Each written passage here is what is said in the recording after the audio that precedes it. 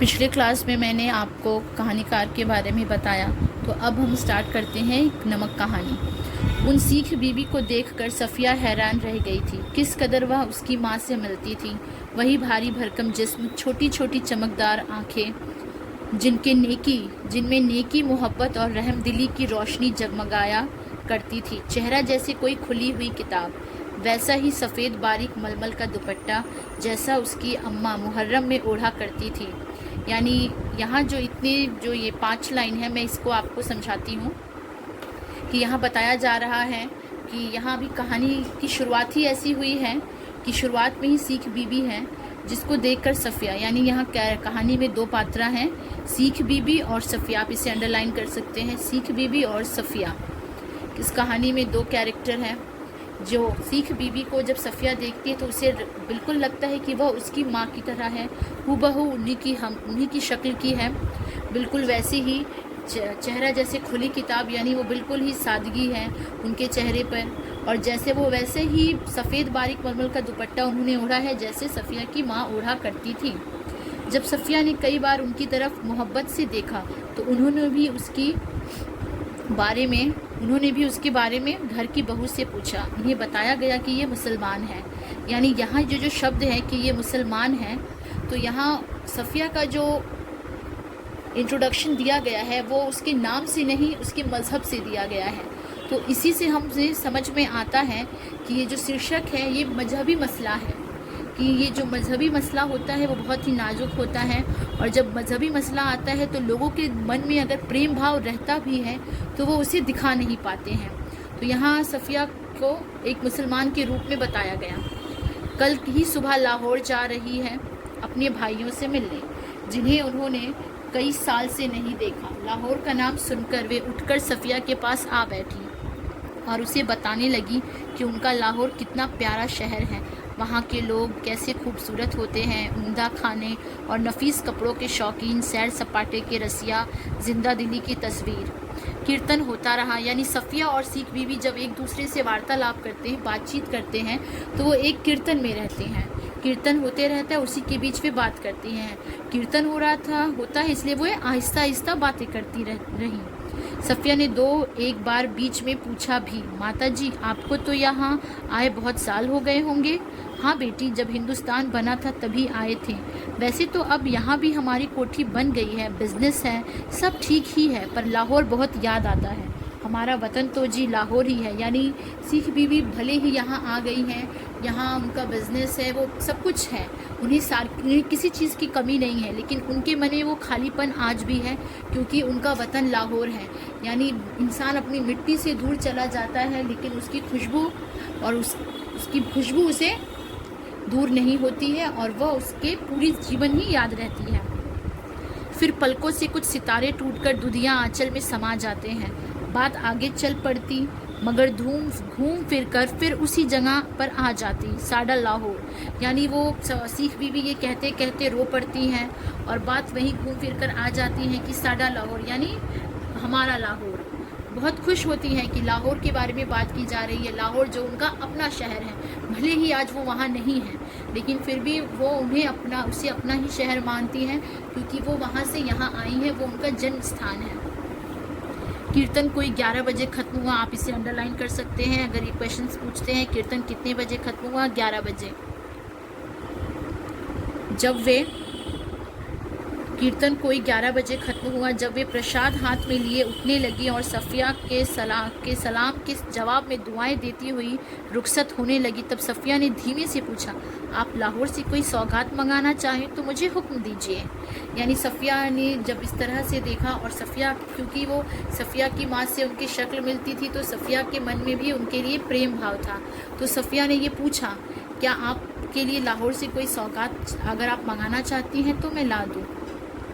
वे दरवाजे से लगी खड़ी थी, हिचकिचाकर बहुत ही आहिस्ता से बोली, अगर ला सको तो थोड़ा सा लाहौरी नमक लाना। 15 दिन यूँ गुजर ही पता ही नहीं चला। यानी सफ़िया, ये बात हो गई, सफ़िया अब लाहौर चली गई, 15 दिन यूँ गुजरे की पता ही नहीं चला। यानी सफ़िया के लाहौर चली गई है वो, और वहाँ पर 15 दिन गुजर गए हैं। जिम खाना की शामें दोस्तों की मोहब्बत, भाइयों की खातिरदारियाँ, उनका बस ना चलता था कि कोई बिछड़ी हुई परदेसी बहन के लिए क्या कुछ ना कर दे। यानी वो इतने दिनों बाद आई है तो सारे भाई चाहते थे कि मतलब अब वो जाएगी तो उसके लिए क्या कुछ ना कर दे। यानी उनके मन में उसको लेकर जो भी प्रेम था, जो भी इच्छाएं थी, वो सारी इच्छाओं को पूरा करना चाहते थे। दोस्तों, अजीज़ों की यह हालत कि कोई कुछ लिए आ रहा है, कोई कहाँ रखे, कैसे पैक करें, क्यों कर ले जाएं, एक समस्या थी।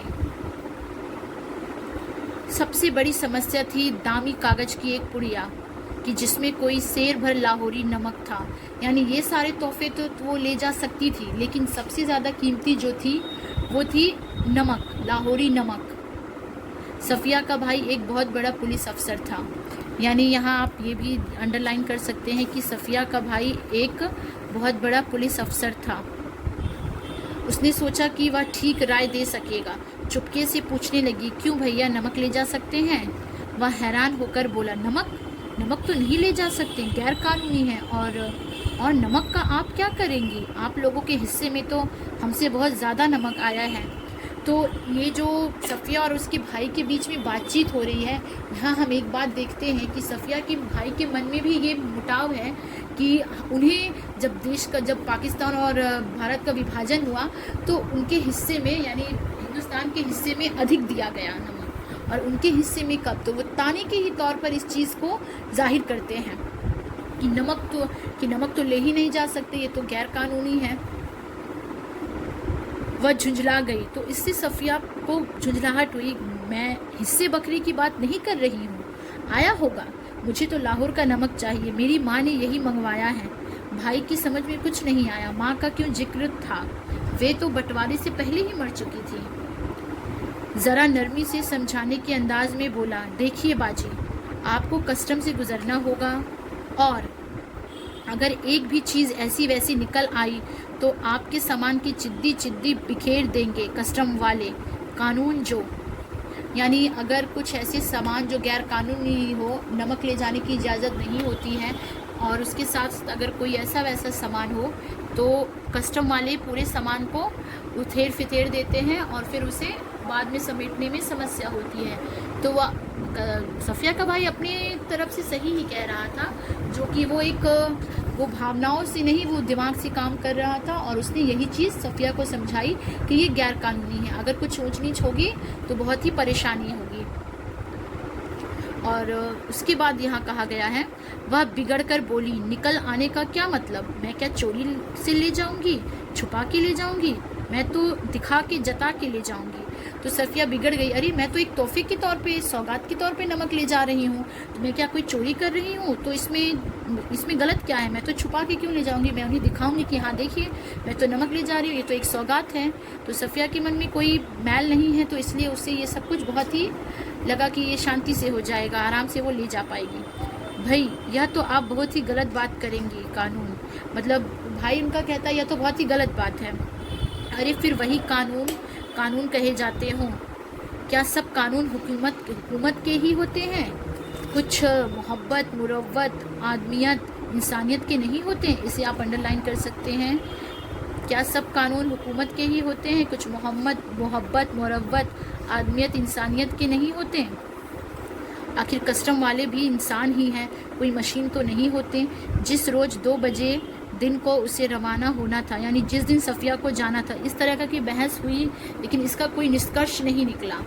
तो निष्कर्ष ना निकला, उसके बाद हुआ ये कि जिस दिन सफ़िया को रवाना होना था 2 बजे दिन को, सुबह के लिए बहुत व्यस्त कार्यक्रम बन चुका था, इसलिए उसे सारी पैकिंग रात ही को करनी थी। कमरे का दरवाज़ा अंदर से बंद करके वह सामान बांधने लगी। इधर उधर फैली हुई चीज़ें धीरे धीरे सिमट कर सूटकेस और बिस्तर बंद में चली गई। सिर्फ 2 चीज़ें रह गई, एक तो वह छोटी सी टोकरी जिसमें कीनू थे, एक दोस्त का तोहफा, संतरे और माल्टे को मिलाकर पैदा किया गया फल, माल्टे की तरह रंगीन और मीठा, संतरे की तरह नाजुक, और दूसरी थी वह नमक की पुड़िया। अब तक सफ़िया का गुस्सा उतर चुका था, यानी सफ़िया जो अपने भाई पर गुस्सा थी, वो गुस्सा अब तक उसका उतर चुका था। तो भावना के स्थान पर, यानी उसने जो भावना से जो सोचा था कि मैं थोड़ी ना कोई चोरी से ले जा रही हूँ, मैं तो प्रेम से ले जा रही हूँ, तो मुझे ये क्यों ले जाने नहीं देंगे, इसे ले जाने में क्या दिक्कत होगी। तो अब उसने भावना को छोड़कर बुद्धि से काम लिया। अब भावना के स्थान पर बुद्धि धीरे धीरे उस पर हावी हो रही थी। नमक की पुड़िया ले तो जानी है, पर कैसे। अब वो सोच रही थी मैं तो ले जाऊंगी, मैंने सोचा है, पर मैं इसे कैसे ले जाऊं। अच्छा, अगर इसे हाथ से ले लें और कस्टम वालों के सामने सबसे पहले इसी को रख दें, लेकिन अगर कस्टम वालों ने ना जाने दिया, यानी उसके मन में शंका भी है कि अगर ना ले जाने दिया तब क्या होगा। तो मजबूरी है, छोड़ देंगे, लेकिन फिर उस वायदे का क्या होगा जो हमने अपनी माँ से किया है। तो उसने सोचा कि ठीक है, अगर उसे नहीं ले जाने देंगे तो वो नहीं ले जाएंगे। लेकिन दूसरे ही पल उसके मन में यह भी ख्याल आता है कि उस वादे का क्या होगा जो उसने अपनी माँ से किया है।